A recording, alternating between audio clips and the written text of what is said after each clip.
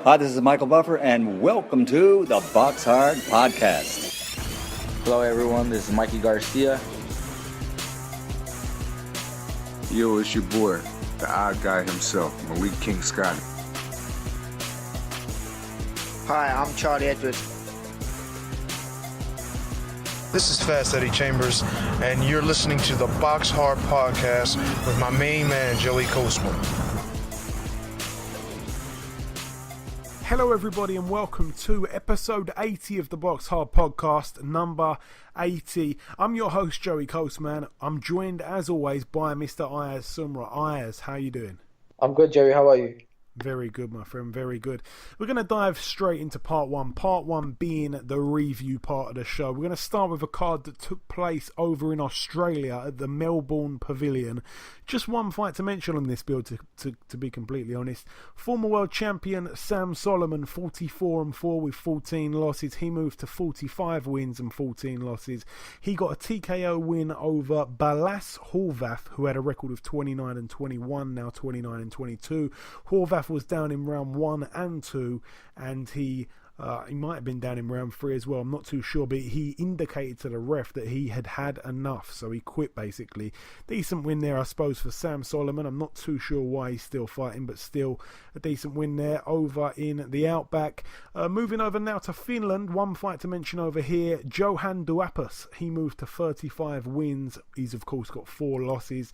Former opponent of Deontay Wilder. He took on David Gogoshvili. I'm probably saying that wrong. Shvili was down in, or Gogoshvili, I think that's how you say his name. He was down in the first round and the second round and knocked out in round 3. So decent win there for Duhaupas. Moving over now from Finland to France. One fight to mention over in France. Michel Soro moved to 30 wins. His record now 30-1 with 1 draw. He picked up a TKO in round 3 over Javier Francisco Maciel, who had a decent record there. 30 wins and 5 losses. So Michel Soro gets another defence of his WBA International Super Welterweight title. Moving over now to Germany. One fight to mention over there. There's lots of different fights in lots of different countries. It seems to just be one fight in each different country so far.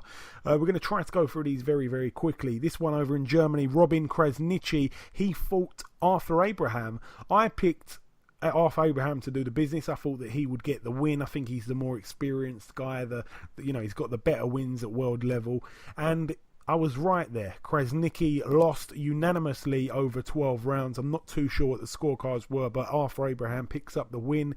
His record now 46-5. Krasniqi 46-5 as well. So yeah, interesting stuff. That's it for Germany. Moving over now to Poland. One fight to mention over there. Krzysztof Zimnoch, the heavyweight. His record 21-1 with 1 draw. He took on former world title challenger. He lost to Lennox Lewis by knockout many, many years ago. Michael Grant. I'm not sure why he was anywhere near a ring. He lost. He got knocked out again. Zimnoch knocked him out in round 2. So Michael Grant now 48-7. His record. Zimnoch 22-1 with 1 draw. That's it for Poland. Moving over now to Sweden. Again, one fight to mention over here. Heavyweight contender Otto Wallin. He moved to 18-0 with a TKO in round 5 against his opponent Gianluca Mandras. Wallin also picked up the vacant WBA Continental Heavyweight title in the process. That's it for Sweden. Now we're coming over to the UK. The UK is where there were 2 massive fight cards last weekend. We're going to start with top of the bill. Tyrone Nurse, 34 wins and 2 losses with 1 draw. It was his 3rd defence of the British super lightweight title. He took on Joe Hughes. Joe Hughes bringing a record of 15-2. To be honest, it was hard watching these 2 bills. There were 2 fights or 2 cards on at the same time.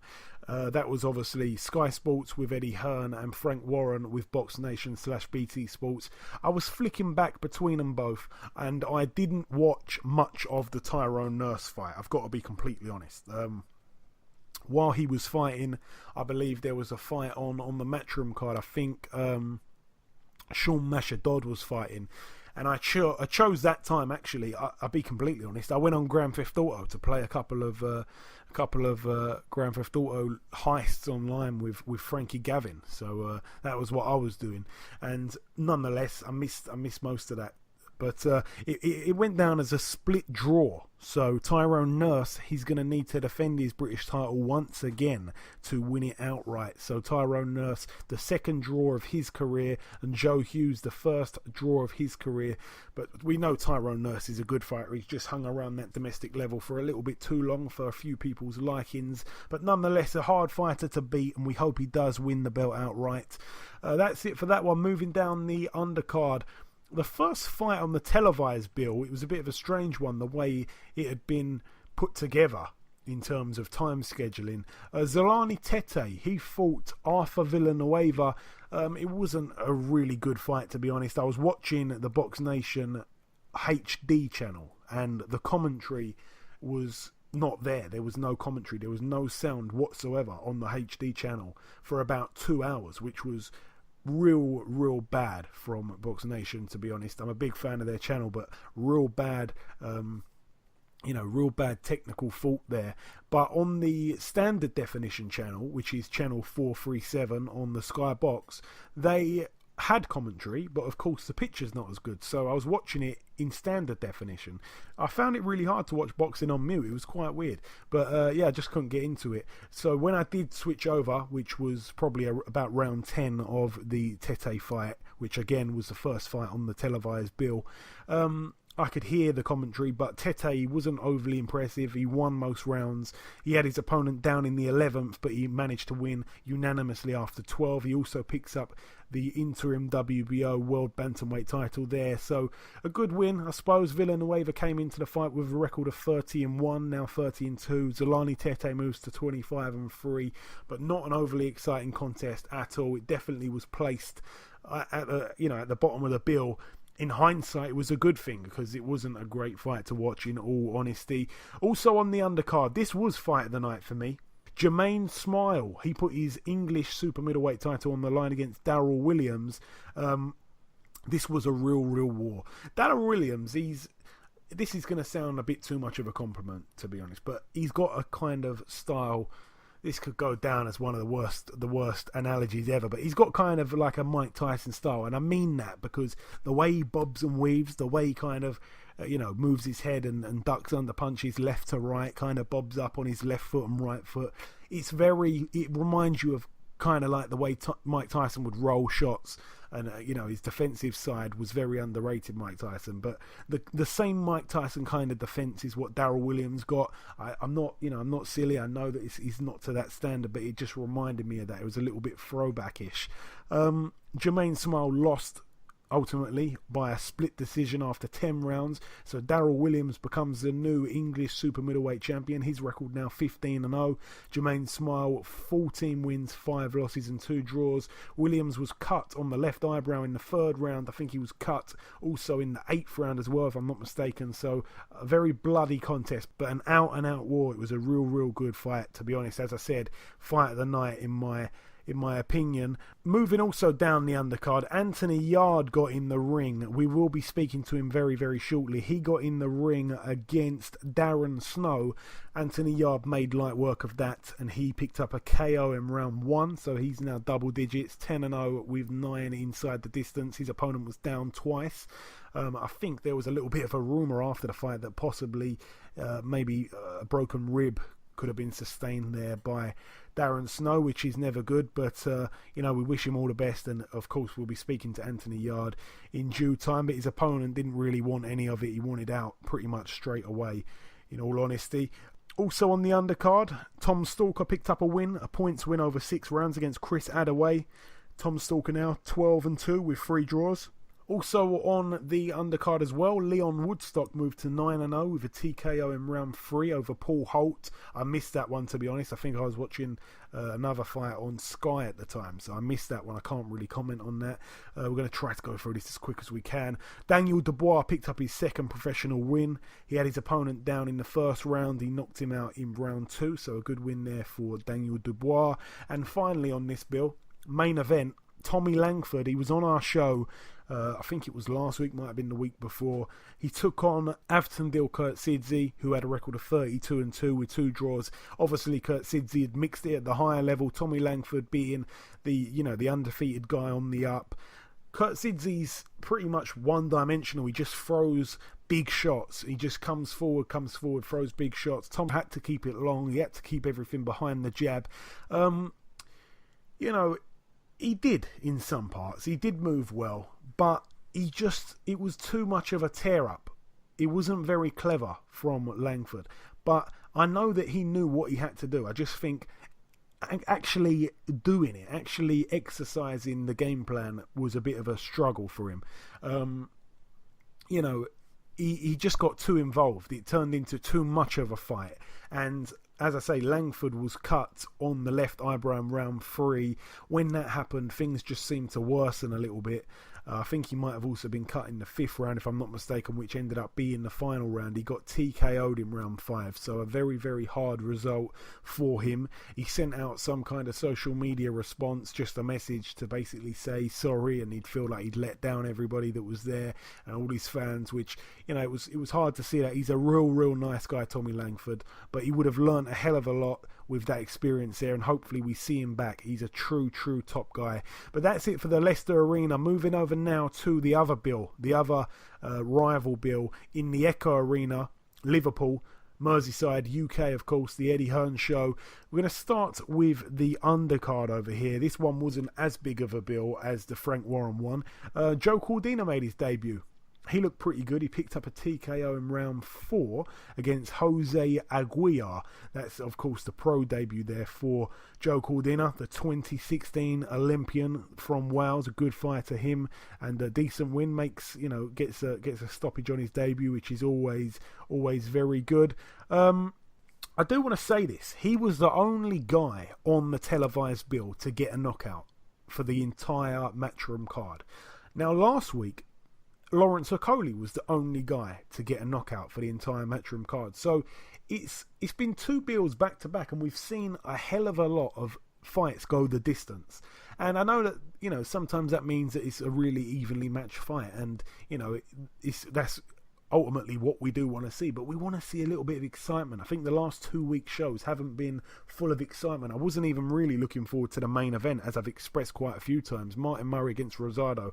I think they're both at the end of their careers, really. I think they're both pretty much shot. I don't think any of them have got a chance of winning the world title, and I really like both guys, by the way. I'm just being brutally honest. So yeah, the 2 Olympians who have, Cordina made his debut and Lawrence Okoli had his second fight. They were the guys who got the knockouts, and they were in there against pure journeymen. So, it's a bit of a shame to see that. We do want to see a bit of excitement from the more seasoned pros, but we haven't been getting that. That's it for that one. Moving up the undercard, Sean Dodd, he took on Lee Appleyard. This one was for the vacant Commonwealth lightweight title. Again, I said I wasn't actually watching this fight. I was busy doing other things. I wanted Sean Dodd to win. I didn't really know too much about Lee Appleyard, but Sean Dodd has been on the receiving end of a few decisions that haven't really seemed too fair. I think he was due some luck, and he got it here. So decent win for him over the 12, and of course his record now 13-2 with 1 draw. Lee Appleyard 10-3. Moving up the undercard now, a fight that we predicted as the first fight that we predicted of the review. In Rocky Fielding 23-1, he took on John Ryder 24-3. This one was always going to be a good fight. We thought so going in. John Ryder was a man who we really like on this show. It's not a case of was. He is a man that we really like on this show. We knew that he was up against it a little bit, a real test at super middleweight. We said last week, we made a prediction on it. I had to be honest, I thought he was going to lose by a stoppage. I thought Rocky Fielding would take him out maybe in the later rounds. You went with Rocky Fielding to win on points, so that closes the gap. It was 4-3 on the predictions. It's now 4-4 at the moment, but there's one more that I've got to tell the listeners about before the show's up. So Rocky Fielding won by a split decision after 12 rounds. He also picks up the British super middleweight title, which was vacant at the start of the fight. Rocky Fielding now 24-1. John Ryder 24-4. Rocky Fielding just looked a little bit too big for him. I think that John Ryder had spells in the fight where he was fighting really good. He was pressuring Rocky Fielding. Rocky Fielding tired, but seemed to get a little bit of a second wind. John Ryder looked to hurt him a few times. I think it was in one of the late rounds, might have been round 8, 9 or 10, something like that, where he seemed to not get saved by the bell, but the bell came at a great time for Rocky Fielding. He was in a bit of trouble, really, and he was being overwhelmed a little bit. But in terms of the size and the strength, Rocky Fielding was the bigger man. When he was keeping things behind the jab, he was doing well. He doesn't really seem to fight up close so great. And John Ryder put up a real valiant effort, but it just wasn't to be. But some people thought he won, so possibly we could see a rematch there. That's it for that one. Moving up to the main event now. Martin Murray, 34-4 with 1 draw, took on Gabriel Rosado, 23-10. Gabriel Rosado is now 23-11. Martin Murray's 35-4 with 1 draw. Martin Murray also picked up the vacant WBA Intercontinental Middleweight title. Ayaz, I know that you watched this fight. I watched it too. I didn't really think it was too exciting. I didn't really think it lived up to what they were trying to say.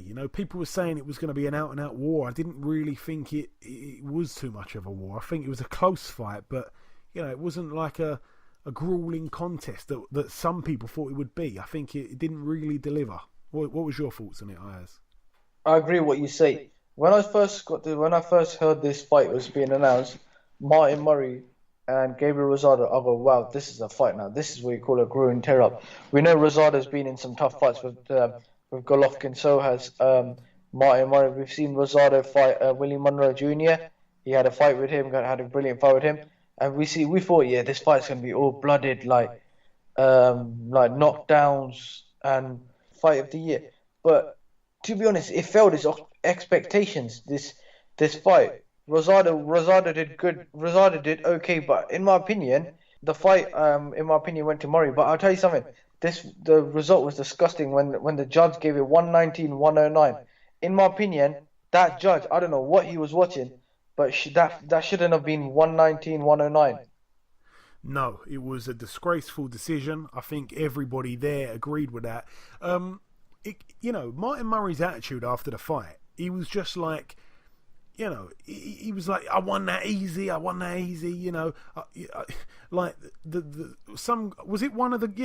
judge gave it a draw. I can't remember what judge that was. Like, he does refereeing as well. It's completely slipped my mind at the moment. Might have been Howard Foster. It might have just been. He's always where there's some controversy, but it wasn't a controversial card. It was that kind of fight. I think there might have been 1 round in it, maybe 2, being generous. It was a close-ish fight. I didn't score it, but Martin Murray went on like he won it, like it was some sort of shutout. It wasn't. His attitude struck me, and the way he was acting like that straight away when Rosado feels like he should have got the nod, and rightly so. You can't help but sort of, when he's being all brash and like dismissive of what Rosado had done over the course of the fight, you can't really blame Rosado for reacting the way he did. It did get a bit heated. They had their gloves off and Rosado seemed to take a swing at him. It was all a bit funny, but that was only because Rosado went over to, I thought it was the referee at first. I thought he went over to sorry, not the referee, one of the judges, and said like that was disgraceful, but it looked like he actually went over to Eddie Hearn and was shouting it. But Martin Murray decided to walk over there and say some more, and that's when it really got heated. I didn't like that. I think Martin Murray was a little bit, he won the fight. He shouldn't be sort of in a bad mood about that. He should be happy.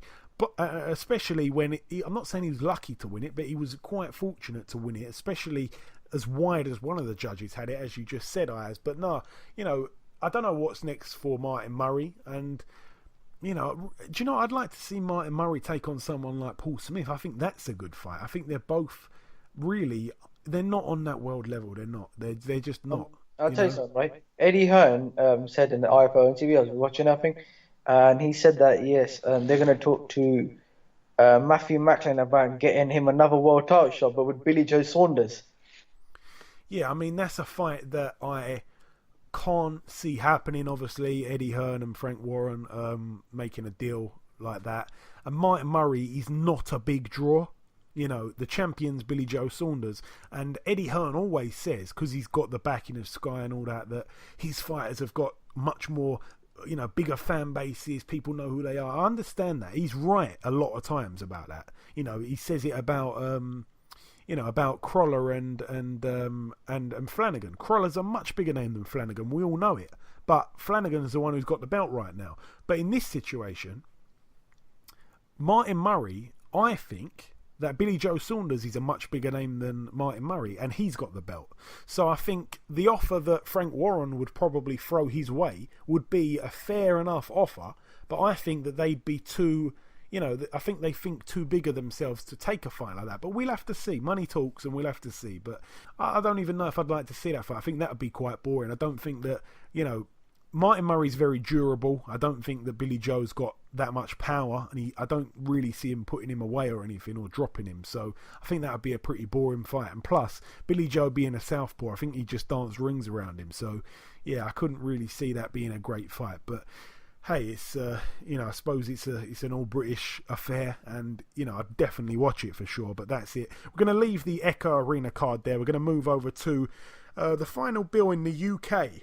A bit of a shock loss, this one, over in the Tudor Range Leisure Centre in Solihull, West Midlands, United Kingdom. Top of the bill, big sexy Sean Turner, 10-0, perfect record, going in there against Kamil Sokolowski. I think I'm saying his name right. Sokolowski's record 3-9 with 2 draws. He won on points, so he's given Sean Turner his first loss. His record now 10-1.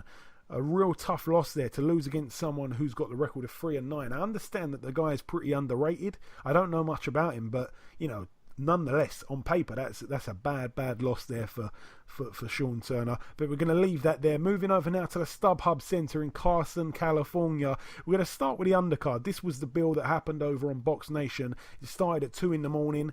There was a bill that started on Sky at 2 in the morning as well. So it was like clash early, and then clash late with the 4 bills on TV in the UK. I'm going to start with the Gilberto Ramirez fight. He took on Max Bursak. Again, I said last week, Max Bursak was a man that was being drawn in to fight Billy Joe Saunders. He got the crack at a WBO world title, but it was up at super middleweight against Gilberto Ramirez, who, a lot of people say he's the best super middleweight in the world.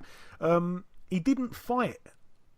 I wouldn't say he didn't fight like the best, but he didn't seem overly impressive. He took him the whole 12 rounds. He won unanimously. Gilberto Ramirez now 35-0. Bursak was deducted a point in round 5 and another point in another round. I can't remember which round it was. And both of those points were taken away for excessive holding. The first point, which was took away in round 5, I thought was very, very harsh. I think the referee didn't even really warn him. He just took away a point. So, I think it was something like 106 to 120. So, we don't really like to see that. It was very, very wide. It was one-sided, but Gilberto Ramirez did the whole fight in first gear. He didn't really step it up. I suppose he didn't really need to, but it wasn't very exciting. It was another, long-distance fight that really I expected a little bit more. So I was a little bit, it left me a little bit deflated after that fight, but there was more fights to come, of course. We saw Jesse Magdaleno take on Adilson Dos Santos, also on that bill. Jesse Magdaleno 24-0, Dos Santos 18-2. One of those 2 losses was to Kid Galahad just before he got his suspension from boxing. This one was also for a WBO world title. This one was at super bantamweight. Dos Santos was down twice in the second round, and he got stopped in round 2. It was a KO in round 2. So a good win on paper there for Jesse Magdaleno, now 25-0. But Dos Santos seemed to be stopped a little bit quick, in my opinion. I thought that, he knocked the guy down. Magdaleno knocked the guy down, but in the same round, he knocked him down again. But it was a weird one because he kind of hit him and he kind of he ducked down but he wasn't going down. But then Magdaleno hit him in the back of the head, kind of punched him in the back of the head down to the canvas. So he kind of punched him to the floor. The guy got back up straight away as well, Dos Santos. He got straight up and he seemed to be pretty fine. He knew where he was and everything, and the referee just stopped it. So for me, it was a little bit premature, but definitely a good fight anyway. I don't think Dos Santos had much of a chance. You could see a bit of a depth in class already, but it was early for me, the stoppage there. But nonetheless, Jesse Magdalena with another win. Top of the bill on that one, Oscar Valdez took on Miguel Mariaga. Both men could bang. Both men were pretty much, they're definitely in the top couple at featherweight. This one was for the WBO World Featherweight title, obviously, Oscar Valdez being the champion. Mariaga kind of known as the puncher, but Oscar Valdez actually having the higher knockout ratio, or percentage I should say. Yeah, they both fought. It was a good fight. In round 10, I will say, Oscar Valdez, he was in a lot of trouble in round 10. Miguel Mariaga was coming on really strong in that late rounds. It was a real good fight. And Ayaz, if you haven't seen this fight, you need to watch round 10. Some were saying it was, one of the best rounds you'll ever see. I think that might be a little bit far, but Mariaga was all over Valdez. He was absolutely swarming him, real, like he had him in trouble. It looked like something was about to happen. Then Valdez hits him with a hook. I think it might have been a left hook, and completely floored Mariaga. Then he got back up. But a great round 10, and Valdez ended up winning on a unanimous decision after 12 rounds. So he defends his belt again, and of course he's now 22-0. And after the fight, Oscar Valdez called out all the other champions. He said he's ready for Gary Russell in a unification. He mentioned Lee Selby as well. Those are fights I'd definitely love to see. And there's one last fight to mention on that bill as well, actually. The debut of Shakur Stevenson. He made his debut. He picked up a technical decision win in round 6. It was scheduled for 6. It was at featherweight. It was a weird one. He won every round against his opponent Edgar Brito. Brito was cut in the second round from an accidental headbutt. And it was weird. The ringside physician stopped the bout at the beginning of the final round, which was round 6. And I don't really know why. I think it might have been a cut. Maybe the cut in round 2. But I didn't think that the cut looked bad. It was a real weird one. Like, they cleaned it up, and after they cleaned it up, as soon as the round was about to begin, the doctor jumps in and stops it. And it was a real strange one. It was like, I don't like to say it, but it was almost like they just needed Shakur Stevenson to pick up a knockout on his debut. So, he gets a technical decision. It was a real mishap, but a good win nonetheless. He won every round, and Shakur Stevenson's now 1-0. He's a young guy, and I tell you what, his lateral movement, when I see these young guys and their lateral movement, it's exciting. You understand, they kind of find these guys who are big, they can punch hard, that their movement's okay, their boxing skills can be polished up, and they turn them pro. But this guy, he was expecting a lot of punches coming back at him, and he didn't look nervous one bit. He fought like he'd had a bunch of pro fights, and like I say, he's pretty rare, because he expected this guy to fire back. The guy had a record of 3-2 with 1 draw, and the guy did come to give it a go, but he just got absolutely outclassed in every single area of his game. But a good win there for Shakur Stevenson. And that's it for the StubHub Centre in Carson, California. A great venue for boxing. Moving over now to the last bill of the reviewing. Obviously, there was so many fights on last week. We're going to start with the female WBO bantamweight clash, the world title obviously. Amanda Serino was on the bill, her record 31-1 with 1 draw. She took on Dahiana Santana, who had a record of 35-8. Amanda Serino won by TKO in round 8. It was scheduled for 10 2-minute rounds. She didn't need those. A good win there for Amanda Serino. Showed a bit of power there as well, which is always good for the women boxing. It doesn't happen too much. Also on that bill, Jamel Charlo took on Charles Hatley. Jamel Charlo put his WBC World Super Welterweight title on the line against Charles Hatley. Charles Hatley 26-1 with 1 draw. Jamel Charlo 28-0. What a fight, Ayaz. This is, we got to remember, this is the brother that people say, including myself, that he's not as talented as Jamel Charlo. And I think that I stick by that. But I tell you what, he showed some class, and I tell you what, he's ready for unifications, that guy. What a win there over Charles Hatley. What did you make of it? What a knockout first. He boxed very good. He's more aggressive compared to his brother. And when he came, when he let his hands go, you can see that he dropped Hatley twice, and then obviously knocked him out in the 6th round. But I tell you what, it was a very good knockout. Yeah, very good. you say he's the more aggressive. Yeah, that's possibly true. I think he's a little bit less of a thinker. I think he's a little bit less composed. I think that he, when he senses a bit of danger, I think he really goes for it. Like, I don't think his shot selection's as good as his brother's, but they fight a little bit different. They fight a little bit different. His brother was in his corner. He got in there and he did the business. And Hatley came and gave it a go. He really, really did. But Charlo just looked at a class above. He just did. And I think that the Charlo brothers, they're the two best brothers in boxing right now. They're both talented.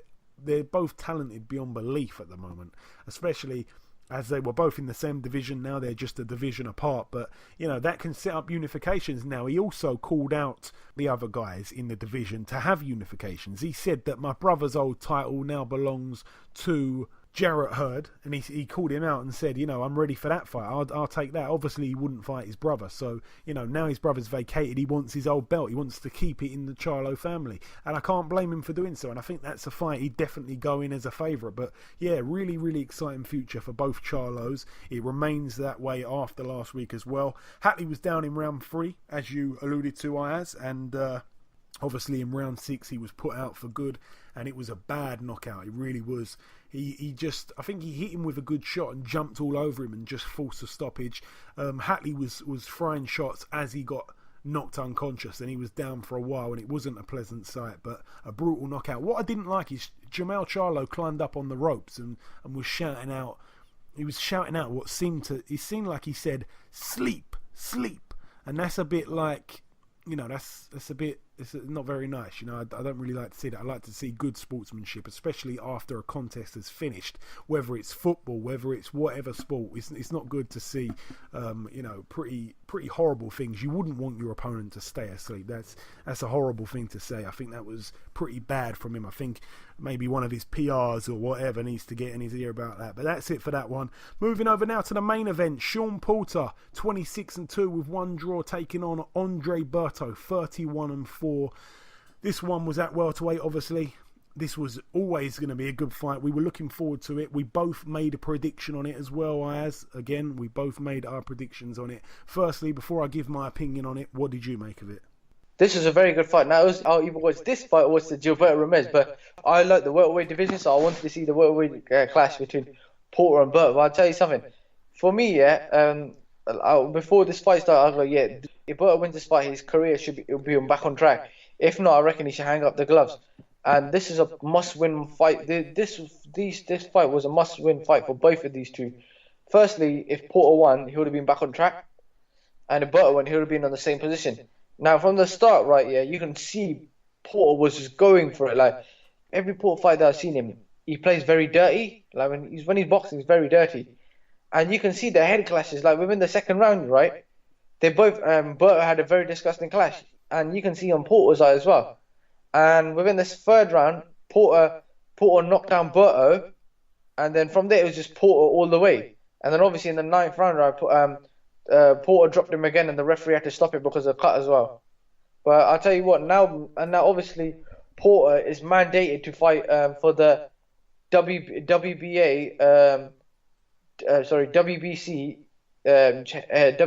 welterweight champion, and now he's mandatory to fight Keith Thurman. But however, Keith Thurman wants to fight the winner of Brook and Spence.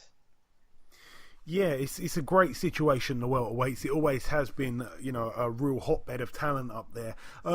Firstly, thoughts on the fight. Sean Porter is a dog, isn't he? He's all over his opponents all the time. He absolutely swarms them. And I thought he was going to be too much for Berto at this point in his career. And he was. But in parts, Berto did really well, I thought, at countering him. And he landed clever shots as well, sneaky little shots, Berto. He did better than I thought. I didn't think it would go as far as what it did. We also learned a little bit there that Porter is not very good fighting going backwards, okay? He swarms opponents going forward only. when he was going back in the times that Berto did back him up, which again was promising signs because no one really can back him up. He's so strong, Sean Porter. He's like a little bull or a little pit bull or whatever you want to say. But he's got a hard style to look good against. He's very rough. He's got to wash his head though. And he had Berto down in round 2. And as I say, I really thought he was going to be stopped not too long after that. But he had him down twice in round 9. And yeah, I flicked it on. And it was on live, and it was in like round 5, and I thought, oh God, Jesus. And I had to wind it back to watch it, because again, the scheduling of the 2 channels, it was a bit wild. I actually had to watch the Jamel Charlo fight on Sunday, about 5 o'clock, 6 p.m. on Sunday. So I didn't even see that fight till at least 24 hours later or so. So, yeah. It's not good when there's loads of fights on at the same time, but it was great. It was a great weekend of boxing. It really, really was. And I think that's it for Berto as well. I've known for a while he's not world level anyway. He's got no chance of winning another world title. Sean Porter, as you alluded to again, he's the WBC mandatory. He was the WBA mandatory before, got a shot. I think he was the mandatory. He got a shot at Keith Thurman. Obviously, it was a great fight. He lost, though. Now he's mandated again to fight him, WBC. There's a few guys at the top. You've got Porter, you've got Thurman, you've got Errol Spence, you've got Brook, you've got Danny Garcia. In my opinion, I would love to see Keith Thurman fight the winner of Brook and Spence, and I'd love to see Danny Garcia fight Sean Porter. I think that's a brilliant, brilliant fight. A great, great fight there, like a little Super 6 or something there. Remember, Manny Pacquiao's also in the mix as well, but he's taking on Jeff Horn. But yeah, definitely a great, great division. But that's it for the Barclays Centre. That's it for the review, and we've done all the talking. I know it's gone on pretty long, but there was so much to go over. It's now time to speak to someone who was a part of last weekend's fights. He was a part of it. He was a part of it with a bang. He got another knockout. If you don't know it already, you will in a moment. It's time to welcome our first guest. Ladies and gentlemen, please welcome a man simply known as the Beast. It's of course Mr. Anthony Yarde. Anthony, welcome to the show. How are you? Yeah, my man, I'm very good. Yourself? Yeah, I'm good, thank you. I'm good, man. Just resting up now. Okay, man, wicked. So, Anthony, of course, you fought last weekend on the undercard of Langford Kurtzidze. You took on Darren Snow. The fight ended inside the first round. Obviously, that happens quite a lot in your fights. What did you make of it, Anthony? Well, it was just, for me, it was just another fight. Everyone I get in the ring with, I take seriously, because you don't know what person's going to show up. It was another fight for me, really. I just take every fight seriously as it comes. Whoever's in front of me, I just feel like I've got a job to do, so I got the job done.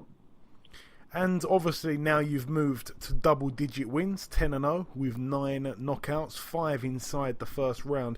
It was funny, Anthony, because as you all know, there was 2 shows on last weekend in the UK on TV. You had Frank's show on, you had Eddie's show on.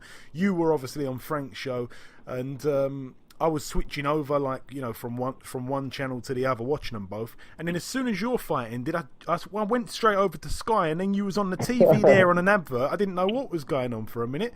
How was that? You're the face of Maxi Muscle now. How's that for you? Yeah, no, it's fantastic, man. I just believe in you work hard.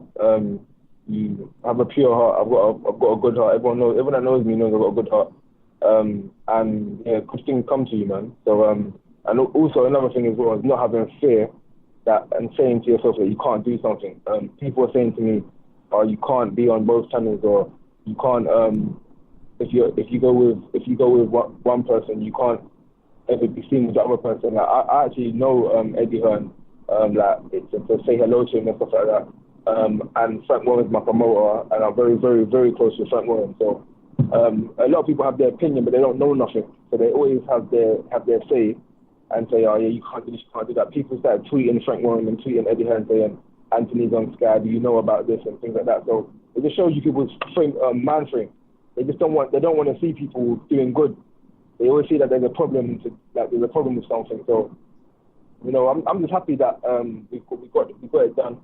It's good publicity for me, and yeah, it's just all round a good look for me, Maxi Muscle, and everyone else involved. Yeah, absolutely is. It's funny you should say that about people tweeting. That is crazy. I didn't know that. Obviously, Anthony, you were actually coming off. I don't know if you knew this, but you were coming off of your longest layoff. It was only 4 months because you've been, you've been pretty active. 4 months has been your longest layoff.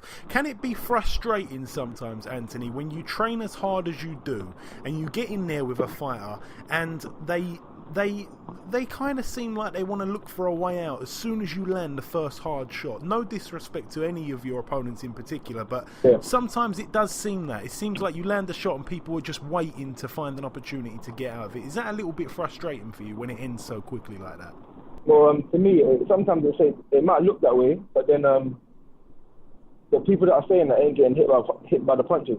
Sometimes when I'm sparring, when I turn up in sparring, I get the same kind of result, and that's a 16-ounce gloves on. Like, some people that haven't boxed before, they don't know what gloves, 10-ounce gloves saw that. And I'm actually a person that when I play, if I'm a person that was just swinging and throwing random punches, then a hard hitter can go some rounds. But when I'm landing clean shots, or I'm setting up certain shots and landing them clean, you can't really blame my opponent for going down, because 9 people out of 10 will go down if a certain shot is landed. So maybe they might not have good defense. Some people have thought they've been well up for it. You land a good shot, you see in their eyes that they're gone, that they're just gone. That's sometimes why the ref stops it. There's been a 1 or 2 times where I think the ref stops it a bit early, but then obviously the result looks inevitable. That's probably why the referee does their job and stops it. I'm not really a critic of my opponents. They class right now as journeymen. Who's put in front of me is not my fault as well. We do try and get certain opponents. The problem is will people fight me. We had Nathan King in the pipeline. He agreed to fight, and then I think it was a week before the fight. So literally the Saturday before I fought, he'd come and said, "There's no way I'm fighting that guy." So you can't. It's like a win-win situation. This is why I train so hard. So, it ain't really frustrating for me. I just think it's like I'm doing my job. There's so many people that fight the same opponents that I fight that don't knock them out or struggle with them or they get landed on me. Or there's so many aspects to look at it. I just focus on myself, how I'm performing, and right now I'm happy the way I'm performing, regardless of who's in front of me. Yeah, and as you mentioned there, you just mentioned... Obviously, you just mentioned there Nathan King. He's been in with quite a few of the domestic. The guys kind of in that light heavyweight domestic level. Like Hosea Burton and Dex Spellman, for example, someone that you're being linked pretty closely with. He fought James Bigel as well. Who's the world champion. Yeah. I'm just sort of concentrating on the light heavyweights that he's fought. But it's you're in and around that mix, and it would have been good if that fight did come off. We'd have seen it would have been like a measuring stick fight to see.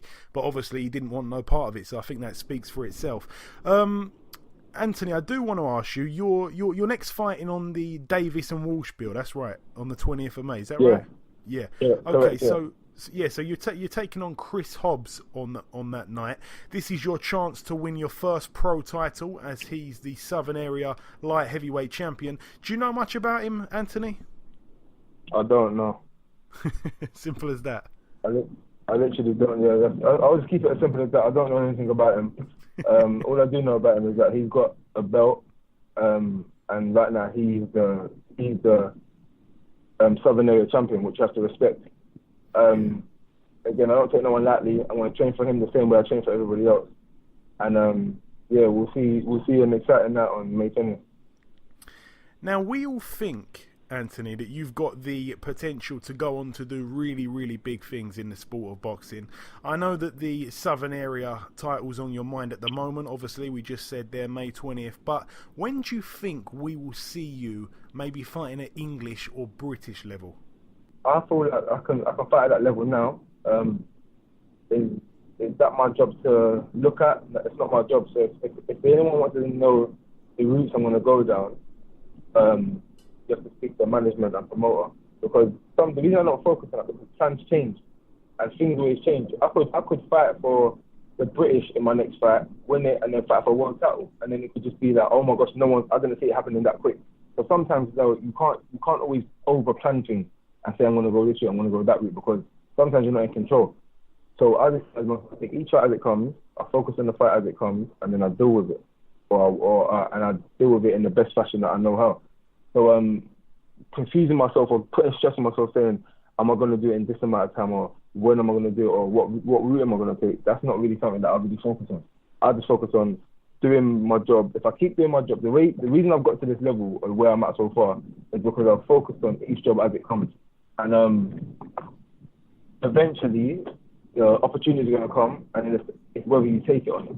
There's loads of people who've been in the past or been in big prospects, like myself, knocking at everyone, and everyone's talking about them. Then they get their chance, and they say, "Oh, it was too early," or "He had no amateur experience," or "He wins the fight," and they say, "Oh, yeah, I knew he was going to win the fight." So, really and truly, that's not something that I really focus on, because in my mind, the mind frame I've got is that it's going to happen one way or another. So I just I know what I have to do to get there, and that's continue to work hard, keep putting on good performances, and stay focused.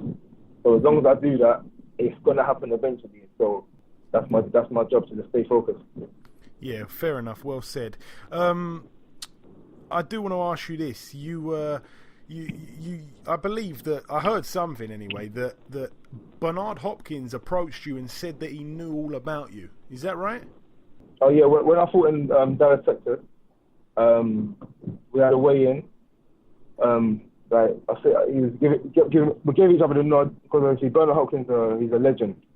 I didn't really speak to Oscar too much. It was just I shook his hand and stuff. But Bernard Hopkins, I had a good conversation with him in the bathroom, where he met my little brother and things like that. And he was just saying to me, "I'm doing very well." This was before I fought. He said, "I'm doing very well. He's looking forward to seeing me, etc." I said, I'm surprised. You know who I am?" He goes, "Yeah, of course. Like, certain people over there know who I am, etc." So he goes, "I'll keep it up." And then obviously I was speaking with my brother, I want to take a picture of my brother, etc. But my phone battery died, etc. To come and find the master. So it's like it was a good thing to get recognised. And also I think he spoke to Frank as well about some of his prospects. And again, I think I got mentioned. So it's all good and positive things. Brilliant, man. Brilliant. Good to hear. And obviously, we're closing in now on the big one this weekend. Anthony Joshua versus Wladimir Klitschko is finally here. We've been waiting for it for a long time. I'm asking everybody, to be honest, who I speak to about this fight. It's going to be the last time we speak before it happens. What's your thoughts on it, Anthony? Who wins? Well, we have to go with the Brit.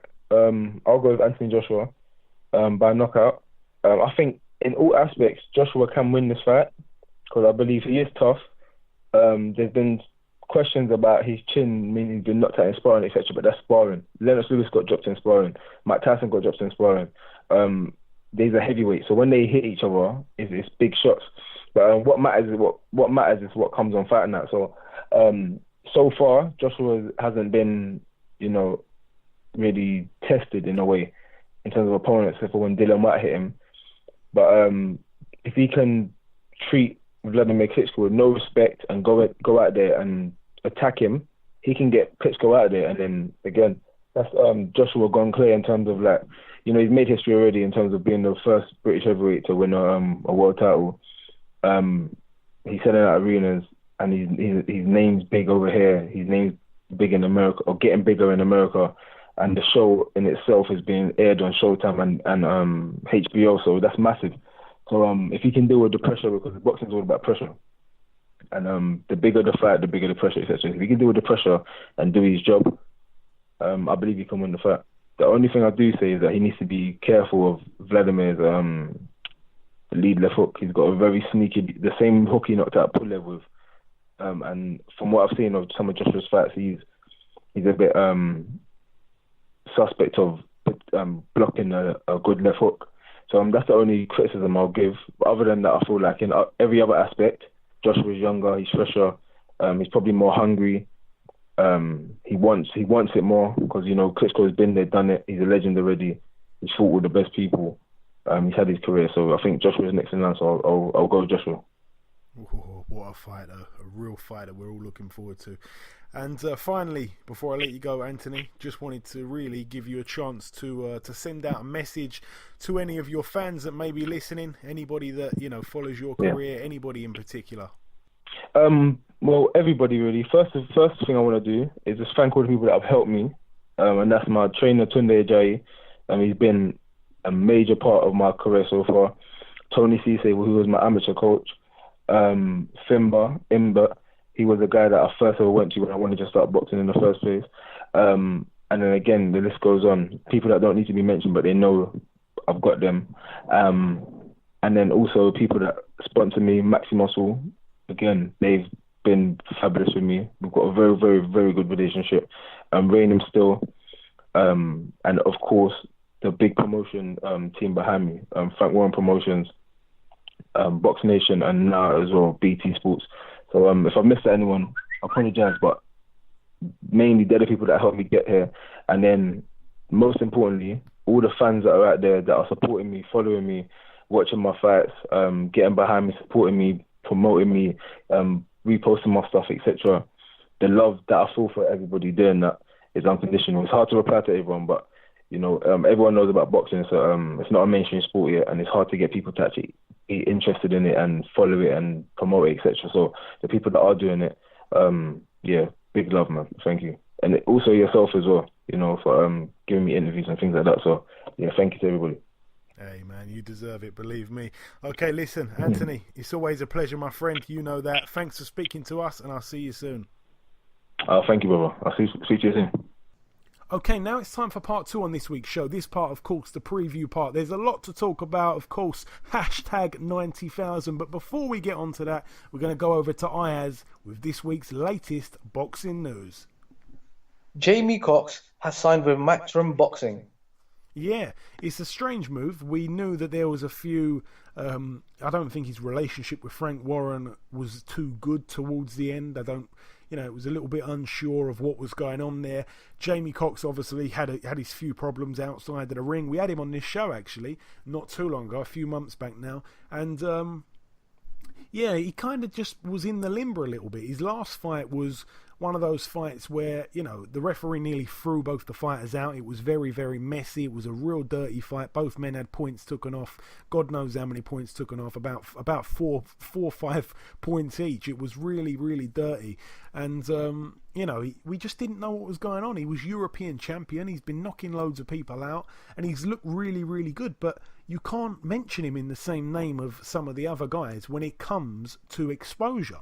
You know, he's a great fighter. He might be able to beat some of these guys. You know, he definitely, he really wants to fight these guys. He's ready for world level. He truly, truly is. Like, you know, in his head, he really is. And I'm not doubting his talent. Maybe he can do that. But he's not known like some of these guys. Like, people talk about him and Chris Eubank Jr. Chris Eubank Jr. is, mainly it's because his father is a big name. He's a big name as well. But these other guys in and around that middleweight division, there's a lot of guys with much bigger names.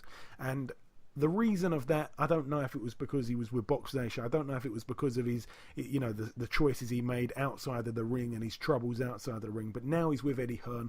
I can see him being fast-tracked into something big. And, I think he's with the right man in Eddie Hearn. And, no disrespect to Frank Warren there whatsoever. He did a good job with him. I think he's got to 21-0. But Eddie Hearn is good at picking up fighters with long unbeaten streaks and moving them onto something big. I think he's going to do a good job with Jamie Cox. I sent him a message. I sent him all the best. And, I'm excited to see what's next for him because he is one of the best kept secrets in British boxing, to be completely honest. And finally, Hughie Fury has pulled out from the Joseph Parker fight. Yes, it was scheduled for May the 6th, which is only next weekend. But, we had Peter Fury on the show a couple of weeks ago, and I believe that they were supposed to turn up sometime in the last few days to fight, or not to fight, but they were going to turn up in New Zealand. And I don't think they were there when they was expected to arrive. And I'm pretty much friends with the promotional team behind Joseph Parker, Duco Events, and they sort of let us know that they were a bit sceptical of the fight taking place. They wondered where the Furies were. I don't think they could get in touch with them. And then all of a sudden it comes out with, they come out with an injury. I was speaking to Peter Fury, and you wouldn't sense anything in there that he was being he wasn't being truthful or he was trying to hide something or anything. It seemed to be really genuine. So hopefully the injury is genuine, but people are always quick to jump the gun, and I think that the Parker team are very disappointed. They think, or they're saying they're not surprised. They're also saying that they're not too sure about if it's a genuine injury or not. So we hope it is a genuine injury. We just hope he's not out for too long. But he's got a replacement opponent, Ayaz, and I'm gonna say this piece of news because I don't think you know about this. But his opponent's already been replaced, and he will be fighting a man on the same date, which is good. So he will be defending his title, and it's a man who's ranked at number 14 in the WBO. So he gets a defence there, and the man's name is Razvan Kojanu. Okay, his record is 16-2. He's from Romania. I think he lives in the US. He's 6'7.5". He lost in 2015 to a guy called Donovan Dennis, who had a record of 11-1.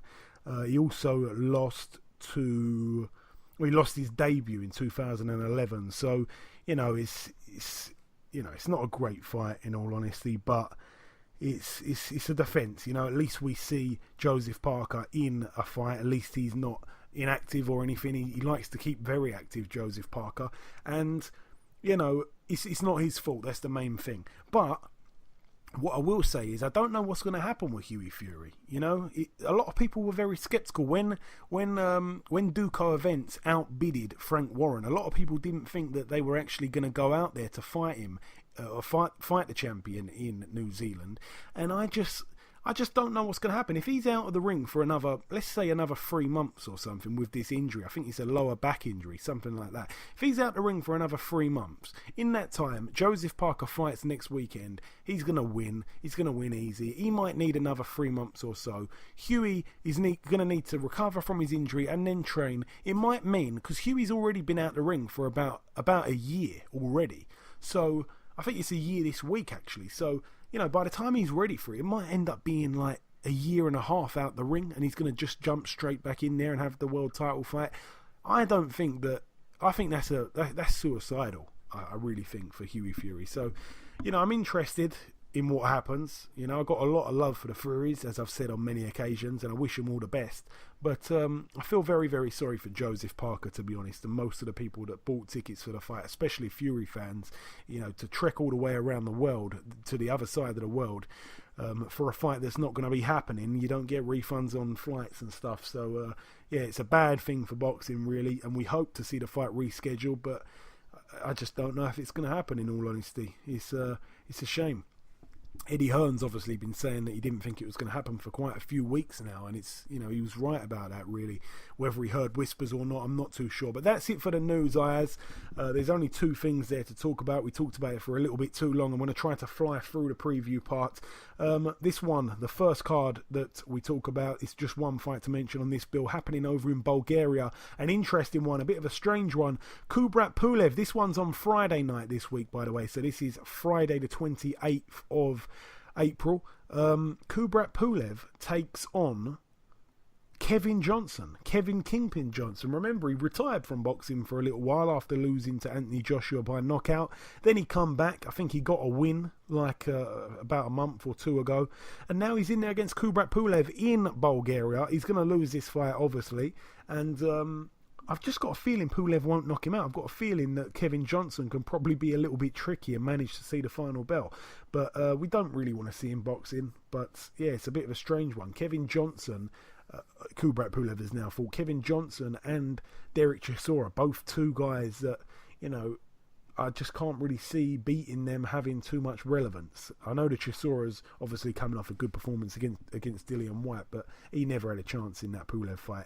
Pulev now 24-1, Kevin Johnson 30-7 with 1 draw. This one's for the WBA Intercontinental Heavyweight title. That's it for Bulgaria. Moving over now to Mexico. One fight to mention over there. I didn't know it was happening, so I'm not too sure if it will happen, but it is listed.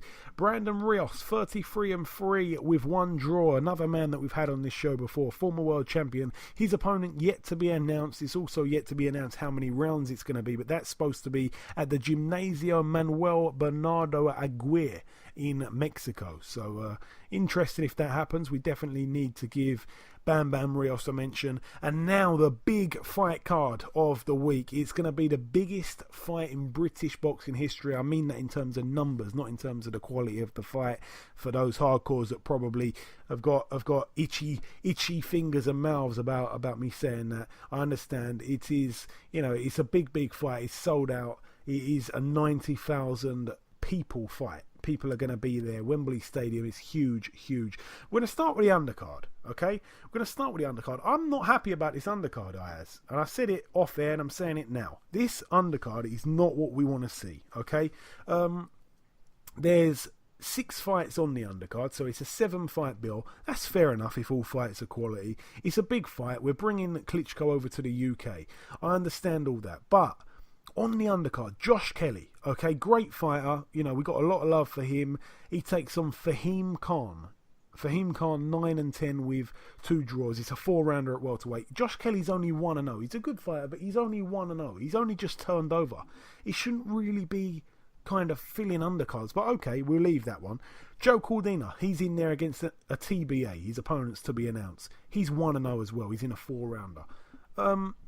Two guys, 2 Olympians, both just turned over. Do we really, they're just going to be in mismatched fights. We understand that's part of the process, but why are they all on this same bill? Lawrence Okoli, 2-0. He takes on Russ Henshaw. That's the guy who was supposed to fight in it might have been his pro debut, I think. So that fight's been rescheduled. Russ Henshaw, really, since he lost to Isaac Chamberlain, he's been a bit of a journeyman. That's a 4-rounder as well.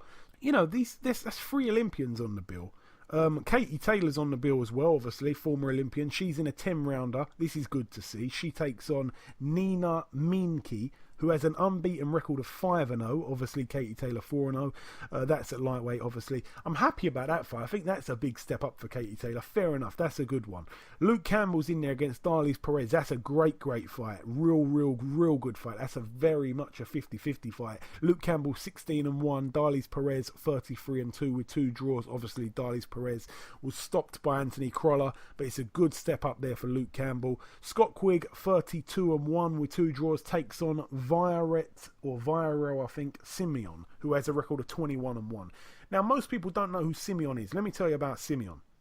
His only loss is to Lee Selby. Lee Selby outpointed him for some sort of title. It was before he became world champion. He outpointed him at the O2 Arena, if I'm not mistaken, over 12 rounds. Okay, fair enough. If you lose to Lee Selby, that's fair enough. He's a great fighter, Lee Selby. In his last fight, if I'm not mistaken, he took on Andoni Gargo. That's a name that you've probably heard a few times on this show in recent weeks. Andoni Gargo lost to Lee Selby on I think it was the Hay Bellew undercard. He absolutely schooled him and then knocked him out. This opponent, Simeon, went the distance with Andoni Gargo, 12 rounds, and it was a very close fight. I think it was like he maybe won by like a round or a point or something like that. It was a really close fight. So he's taking on Scott Quigg. Scott Quigg now being trained obviously by Freddie Roach. That's an exciting thing, I suppose. But this is not the kind of opponent we want to see him in there with. But I'm just not too happy with the card. I think Scott Quigg's in a pretty much an easy fight. Luke Campbell's in a good one, fair enough. Katie Taylor's in a step up, but it's women's boxing. Not a lot of people are too interested in that, even though I've been pushing it for quite a while now. I like it. I think it needs a chance, but I don't think it's worthy of being like a big on a big undercard like this. I don't want to be too critical. And then the 3 Olympians who have only had 4 fights between the 3 of them, and they're all in 4-rounders. Okoli, Cordina and Josh Kelly.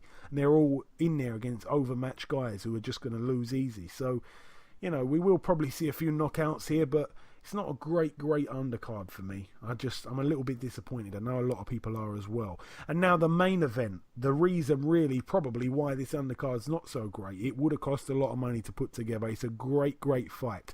Anthony Joshua, 18-0, taking on the tricky veteran, one of the best heavyweights ever to lace him up, but he's coming off of a loss. 64-4, Wladimir Klitschko.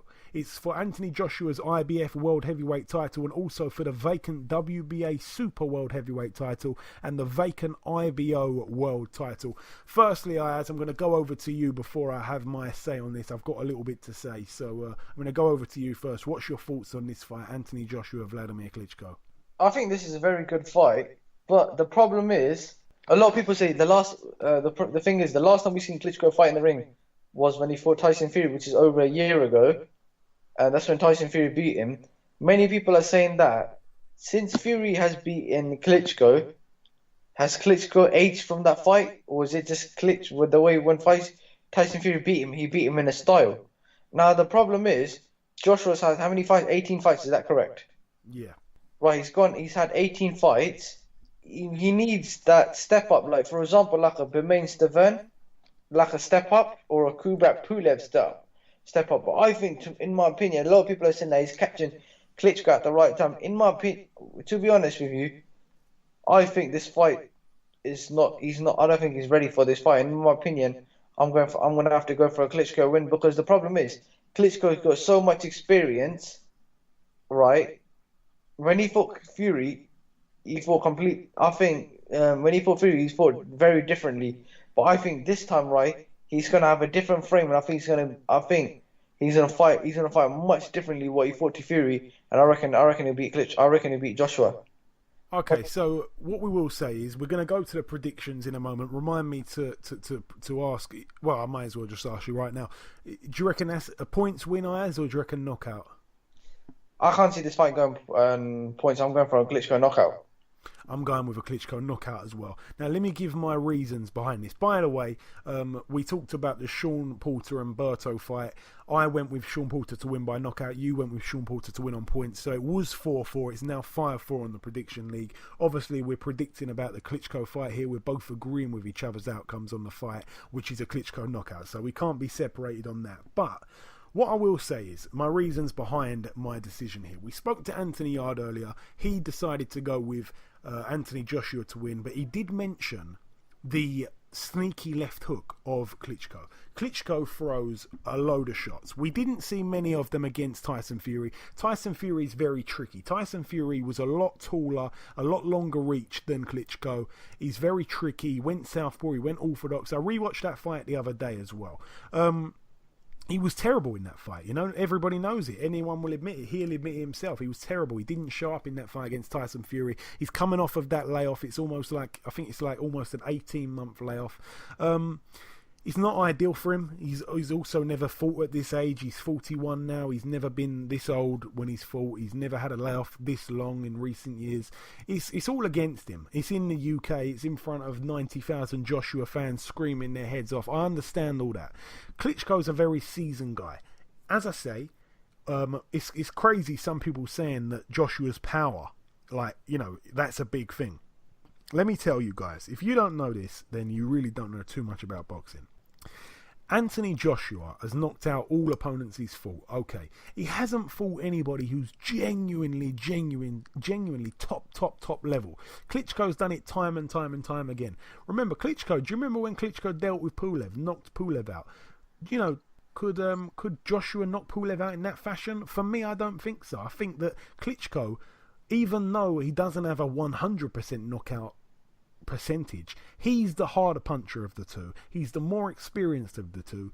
He's got more in his arsenal of the two. I think his defense, even though he hasn't really showed it too much in recent times, we understand that, you know, he's got that jab grab style. I understand that he can be a bit boring, but he doesn't really get hit much either, and he's fought real live opposition, whereas Anthony Joshua hasn't. This is his first big test, his first genuine test as a pro. If he wins this fight, I'm ready to jump on that Joshua bandwagon and say he is the best thing since sliced bread. He is as good as Tyson Fury. I'm ready to say that, okay? But I can't do it before it's proven. You know, Tyson Fury beat Klitschko already, so it's already took the shine off of this victory. If he wins, I guess it depends how Klitschko looks and how he wins, if we can say if Joshua was better than Fury. Fury gave Klitschko a boxing lesson, to be honest, and he had no right to do so. Joshua, I think he's very stiff. He stands tall. He doesn't have a lot of movement. We know that Klitschko likes people that stand in front of him. Klitschko, again, with that sneaky left hook that Anthony Yarde alluded to, he's got a great right hand, and I just think he's going to be a little bit too much for Joshua. I think Joshua can be hit, and I think that in a way he's a little bit tailor-made for Klitschko. And anybody that you speak to, answer me this, guys. Anybody that you speak to, anybody that knows boxing, if this comes, because I think some of the first few rounds, I think that it could be a bit cagey. I think that it's going to be a little bit of a chess match early. I don't think that either fighter's going to go absolutely crazy, game plan out the window and start windmilling for a knockout early. I think that both men are going to be very cautious. I think they both respect each other a lot. And as I've said before, answer me this, Ayaz. Who's got the better jab of the two? Klitschko. Yeah, it's clear. Klitschko's got a better jab. If it becomes a battle of the jabs, Klitschko's got, he's got one of the best jabs. He's got a great jab.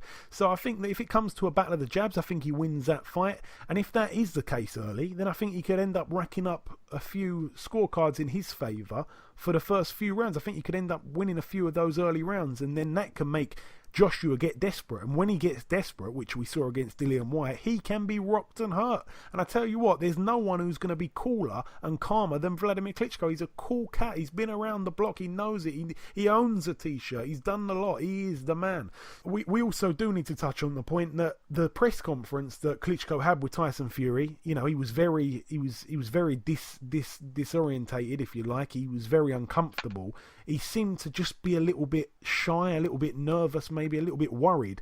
I understand it's hard that's Tyson Fury does that to people. I understand that. It doesn't really play much in the fight, but it did here. And we do need to bear in mind that in these press conferences and these times that he's met up with Joshua, he's talking like he is obsessed to become a 3-time world champion. Remember, he joins only about 4 or 5 different names who's ever done that, Muhammad Ali being one of them, to become a 3-time world champion. So there's that there. Also, the defences record, he's like, I think he's maybe tied with Joe Louis, so he wants to be defending his title the most of any. Do you know the answer to that, Ayaz? Have I got it? Is it right? I'm not quite sure, but I'll elaborate you with something else. Go on. When Manny Stewart, before he died, he goes to Klitschko, you're going to have a signature fight. And in a press conference, Joshua said, this is my signature fight that Manny Stewart told me I'm going to have. Yeah, you mean Klitschko said that? Yeah, I mean, he's been right about a load of things. He said that Tyson Fury is going to be the man to take over after Klitschko. He was the man to take over after Klitschko. So he's one of the best trainers ever, and it seemed like he could see things before they happened. Listen, this is a great fight. I take nothing away from this fight. It's a brilliant fight. I've been looking forward to it since it was announced. It's got, it's the best fight that can be made in heavyweight boxing right now for me. Absolutely. Without Tyson Fury being involved, it is the best fight that can be made. If Joshua wins, wow, it's huge. It's absolutely huge. But do remember that Tyson Fury's already beaten Klitschko. He's coming off of a loss. But as I say, he seems to be a lot hungrier. He seems to be a lot more switched on. And if he loses, especially if he gets knocked out, that's career ending for him. I think he needs to hang it up. And there's some fire. There is some fire in his eyes that I see, and I think it's a different Klitschko to the one that fought Tyson Fury. I think we all know that, and I think that he has to throw more shots and land more shots than he did against Tyson Fury. And I don't think he can land or throw any less. He was terrible that night. And believe me, he is in this boxing business, and he's being serious. He's in it to stay. He's ready for a few more years, I think. I think Wladimir Klitschko, he's an exceptional athlete, and this is a real telling fight. This is the first test, the first legitimate test for Anthony Joshua. If he wins, he's the real deal. If he loses, hey, he can come again. He's young enough to come again. Klitschko said to him in the face-off, if you beat me, I'll congratulate you. When you lose, I'll help you come back. And I believe he will. So for me, I think it may be, I don't think it's too early. I do want to see Joshua in these fights, especially loads of his fans on Twitter and his diehard supporters. They make me want to really see this fight even more than I ever did. So I hope that it's a good fight. I hope it lives up to its expectations, but for me, I'm going with a Klitschko stoppage. Remember, you can let us know on Twitter your opinions. We will talk about them. You can let us know your opinions on Twitter at BoxHard Podcast.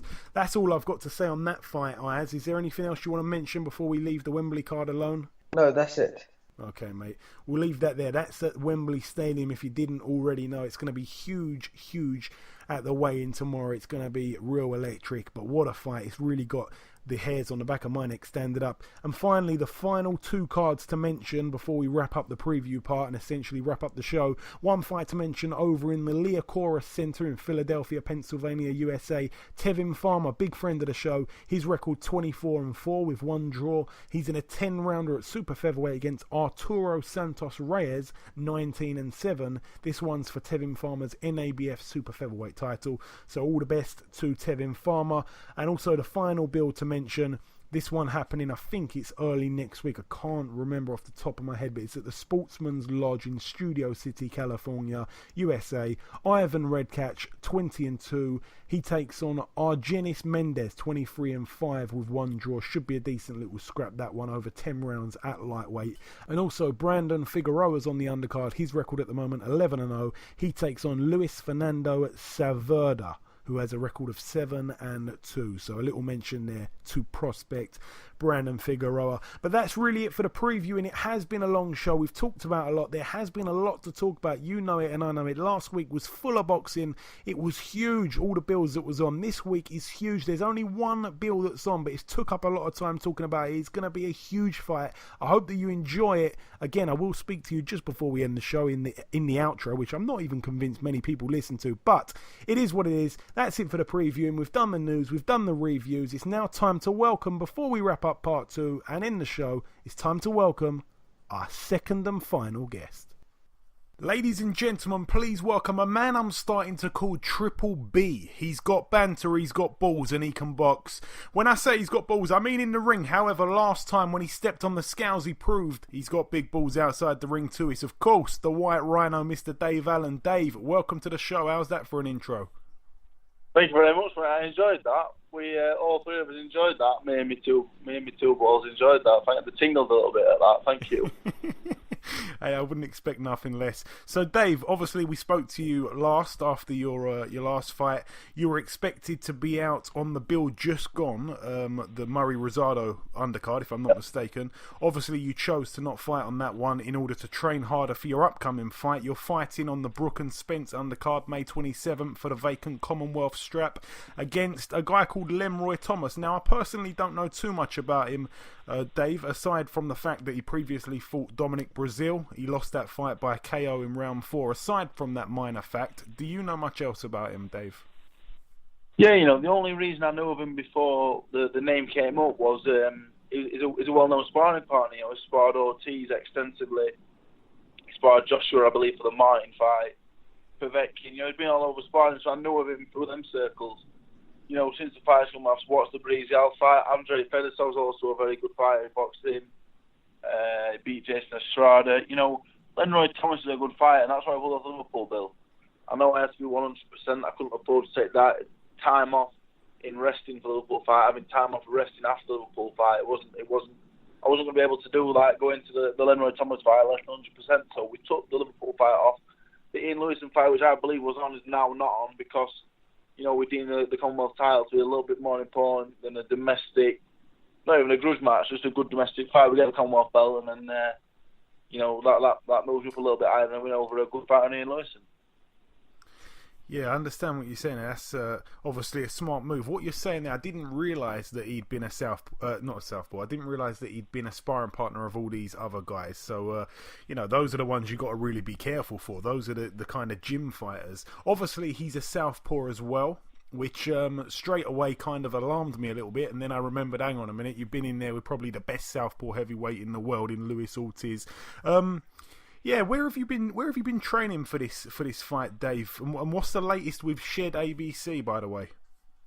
I've been training everywhere. I've been in Shed ABC. I've been in Borchester Church Hall. Where I've been tonight training. I've been training in Church Hall.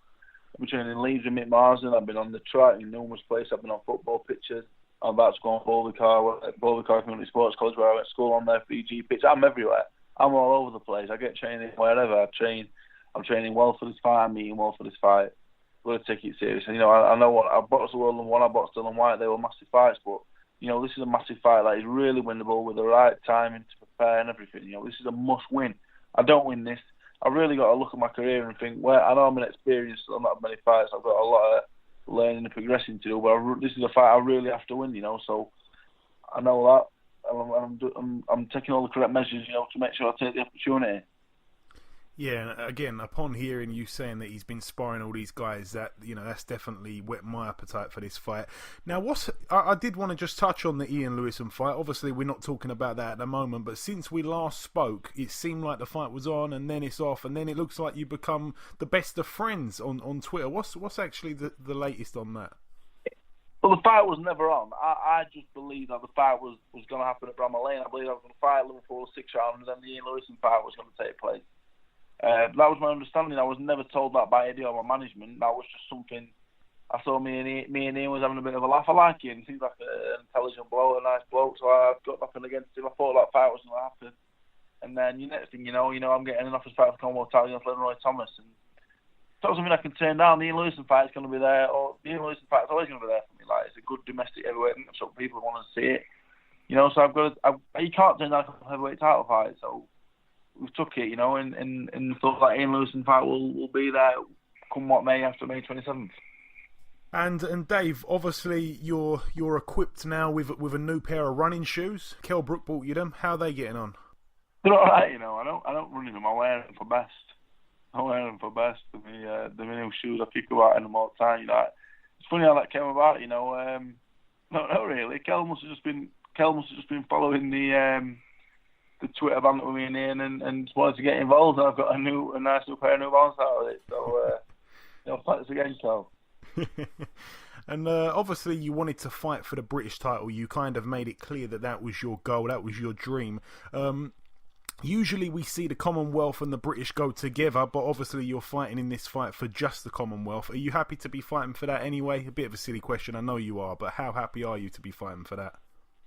Yeah, the Commonwealth title is a major title. It is a major title, but the British title is still the one that I want. I win the Commonwealth title, I've won the mandatory for the British title. The winner of Sam Sexton, Cornish, is going to hold the Lonsdale belt for about 2 to 3 months maximum until I get my hands on it. Everyone knows that's the poor British title fight. The board not back me and Dylan White for the British title. We'll let them fight for it. I think it's a farce. I think it's ridiculous. I think it's a joke. And I think I'm going to relieve them of the Lonsdale belt pretty sharpish. So, upon hearing you say that, after this fight, providing you're to get through this, we're not going to look too far ahead, but would you prefer to fight the winner of that fight rather than Lewison next? Yeah, I want the British and the Commonwealth titles, and I'll defend it against Ian Lewison. I'm more than happy to do that. If Joshua loses against Klitschko, he needs a nice, easy comeback. I'm here for him too. I'm here for everyone who wants it. I want to collect the Commonwealth title, and I want to collect the British title. And then I want Ian Lewison. And like I say, if Joshua loses to Klitschko, he needs a comeback fight. He needs to look no further than myself. And I want to ask your opinion on that fight, Sam Sexton, Gary Cornish. Who do you reckon will win that one, Dave? Sam Sexton will stop Gary Cornish. You reckon he stops him, you say? I say that with much conviction, yeah. I would definitely believe that's the case. Okay. And earlier in the show, our first guest, we spoke to Anthony Yarde. We asked him about the Joshua and Klitschko fight, who he thought would win. He said Joshua. Another reason why I wanted to get you on this week especially is because I know that you've been going with Klitschko for quite a while, just like myself. I wanted to really have some kind of divide in opinion between our two guests. So I wanted to ask you, Dave, once again, I know who you're going with, but the reason why you're going with Klitschko. Well, I've sparred both men, Whatever that means, I'm not sure, but I know Joshua. People say, well, you sparred him years ago. Yeah, that's true. He has improved absolutely massively, but you don't change certain characteristics in people. You don't change certain things. Certain things will never change, no matter how much time you spend in the gym. And for that reason only, Wladimir Klitschko will beat Anthony Joshua. He's too experienced. He knows far too much. This fight is all about whoever hits the other one on the button first is going to win, because if the first big shot that lands this fight is all over. And Wladimir Klitschko knows far too much for Anthony Joshua at this stage. I think Anthony Joshua can go down to be one of the best heavyweights he's ever been. He's a tremendous athlete. He's still pretty much inexperienced. He's not really boxing. But the Dillian Whyte that he boxed, he's not the Dillian Whyte that we see today. Dillian White is 10 times, 100 times the fighter he was when he boxed Joshua. And he's still the best opponent that Joshua's boxed. Joshua's not been with anyone, and he's going to jump in with one of the best heavyweights that's ever lived, the modern era. I don't think so. It's too much of a step up. People are writing Vlad off his shot. If Joshua does get the win, there's no such thing as a lucky shot. If he takes Vlad out in a round, sees through, there's no such thing as a lucky shot. And Vlad's not finished. I don't believe Vlad's finished. Vlad wants it as much as ever. Tyson Fury will make anyone look bad, you know. So if Joshua does win, I give him all the credit in the world. Yeah, I'm with you on that 100%. I'm ready to say he's the real deal if he gets the win, you know. But we got to remember that Tyson Fury went into that fight as the big underdog, and this time round, obviously Joshua's the favourite, which I don't know, numbers only go so far, I suppose. And finally, Dave, just before I let you go, I wanted to bring up the fact that you very honestly came out this week and said that for your 6th pro fight, you sold £105 worth of tickets for your 6th fight. Now, in only your 15th fight, you've sold £20,000 worth of tickets, which is incredible. What does that mean to you, and how did you manage to get to the level that you're at now in terms of fanfare? You've got so many White Rhino fans. Yeah, that is £105 as well, not 105 tickets. That's £105. That's £335. Oh, sorry. Tickets. I knew that was right. I didn't know if I made myself clear. I knew that. That case, you know, for people who might think 105 tickets, £105, that's free tickets. And now, you know, I don't know what the £20,000 equates to. That's only so far. We're still got 4 weeks to the night of the fight. More tickets will go out, you know, looking at maybe £25,000, £30,000 worth of tickets, and where I've come from then, you know, like now, things are crazy, things are ridiculous. It doesn't even feel normal. It doesn't feel like it's happening to me. The message of support and whatever else that's happening right now is crazy. You know, if I beat Lenroy Thomas, this can only snowball. This can only get bigger. Because like I tell people say to me, how have you done this? I've done this just by being myself. Everything I do is me. And I think that's what people appreciate. I'm just being myself. I'm just doing what I do. I'm acting a fool. I'm a clown. That's what I do. Everyone who knows me on a personal level knows I'm a bit of a clown. I do like a bit of a laugh. And I'm a nice kid as well. And I'm really glad, and it's really nice that people are seeing that. I'm not flipping tables and scrapping and making silly remarks and doing whatever to get attention and whatever else. I'm just being myself, and people are liking it. So I feel it's only going to snowball from here, and it's absolutely brilliant. It makes me emotional at times, the amount of tickets and support I'm getting. You know, it's not something I ever envisaged happening to myself. Yeah, good on you, mate. All right, listen, Dave, it's always a pleasure, my friend. Thanks for coming on once again. Best of luck for your fight, which is 1 month away today, and we will catch up sometime afterwards. Thank you very much, mate. Thank you. Okay, now it's time to conclude what has been episode 80 of the BoxHard Podcast. I've been your host, Joey Coastman. Ayaz Sumra has been Ayaz Sumra. A big thank you to our 2 guests, Anthony Yarde and the White Rhino, Dave Allen. Anthony thinks Joshua will win. Dave thinks Wladimir will win. Me and Ayaz also think Wladimir will win. If you, our listeners, are brave enough to put your predictions on the line, remember you can send them in to us at BoxHard Podcast on Twitter or Instagram, and we'll read your predictions out on next week's show, which by then we'll know the outcome of the fight, and it'll either be quite funny reading the ones that predicted it awfully wrong, or it'll be quite excellent for those that nail it. Either way, we hope Joshua gets the job done. He is a Brit at the end of the day. Enjoy your weekends, people, and we'll see you next week.